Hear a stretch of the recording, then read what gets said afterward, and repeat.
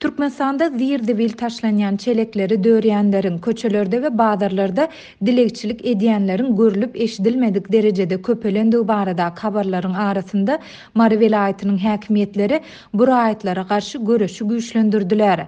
Yerli polisiýa dilekçilik edýänlere garşy reýt geçirip olar bilen düşündürüş işlerini geçirýär. Adatlyk radiosynyň habarçysy Sewitdäki ýagdaýlar we yerli polisiýanyň käbir göreş usullary barada habar berýär. 3. Awgustda Mary şäheriniň polisiýasy köçelere, bazarlara we dukanlaryň töweregine reýtleri geçirdi. Habarçymyzyň maglumatlaryna görä, polisiýa işgärleri dilekçilik edýän adamlary, aýallary we çağalary saklap, polisiýa bölümlerine alyp gitdiler. Dilekçilik edýän çağalaryň enatasy hem polisiýa çağıryldy. Bu ýere eltilen bir näçe adamyň we polisiýa işgäriniň habarçymyza gurrun bermegine görä, dilekçilik edýändigi üçin polisiýa bölümine alınıp barılan raýatlar bilen ýygnak geçirildi. Ýygnakda olardan näme sebäpden dilekçilik edýändigi soruldy. Adamlaryň her biriniň özüne ýeterlik sebäpleri bardy. Olar çağalary eklemeli, olaryň okuwyna geýim we oku esbaplaryny almaly, çörek almaly we siziň ýagdaýyňyz gowudur sebäbi işiňiz bar diýdiler diýip efirde adynyň üýtgedilip agy geldi diýilip tutulmagyny soran yerli polisiýa işgäri habarçymyza gurrun berdi. Soňky 4 ýyl bäri Türkmenistanyň ilaty agyr ykdysady krizis, işsizlik, adyk ýetmezçilik we gymmatçylygy bilen ýüzbeýiz bolýar. Ýurtda güzeran eklenji barha kynlaşýan maşgallar, öýlere aýlanyp ýa-da bazarlarda dilekçilik edýän, zirdebil çeleklerini dörýän adamlar köpelýär. Bu barada Azatlyk ýygyderli habar berýär.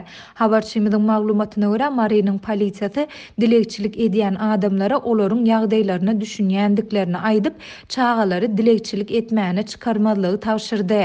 Şeýlede olar özleriniň arkalaşyp hereket etmeldiklerini aýtdylar. Olar bu meseleniň çözüdi hökmünde adamlara dilekçilik etmäni çıkanlarynda öz ýanlary bilen ýere ýazarýaly bir ýalyk we onuň üstünde goýarýaly 2-3 tany oýunjak alyp çykmagy teklip edýärler. Olar bize hamala satyjy ýaly bolup oturmagy tawşyrdylar. Şonda özleriniň bize adar bermejekdiklerini aýtdylar diýip efirde adynyň üýtgedilip bagty diýilip tutulmagyny soran dilekçilik edýän marly ýaşaýjylaryň biri aýtdy. Ýöne onuň sözlerine görä dilekçilik edýän adamlar satyjy ýaly bolup otursalar, onda ýaşaýjylar özlerini hakykatdan da satyjydyr öýdüp duşlaryndan geçip giderler diýip ala edýärler. Şeýlede polisiýa işgärleri dilekçilikde saklanan adamlara çem gelen yerlerde dälde bazarlarda, toý mekanlarynyň we dukanlaryň golaýynda oturmagy hem tawşyrdylar. Häzir siz diňe bazarlarda oturuň diýsek, siziň sanyňyz gaty köp.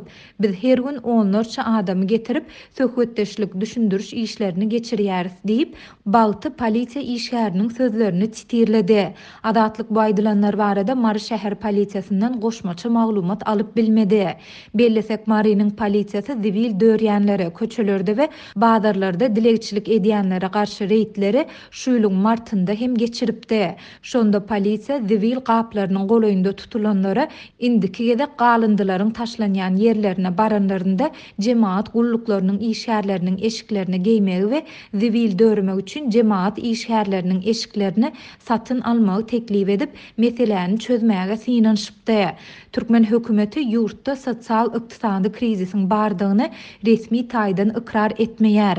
Ýöne habarçylarymyz ýurtda ýitileşen ykdysady krizisiň arasynda sosial problemalaryň barha ýitileşýändigine, dilekçileriň we zibil dörýänleriň köpelmegi bilen bir hatarda ogurluk, talaňçylyk ýaly jenaýatleriň hem görnetin artandygyny habar berýärler.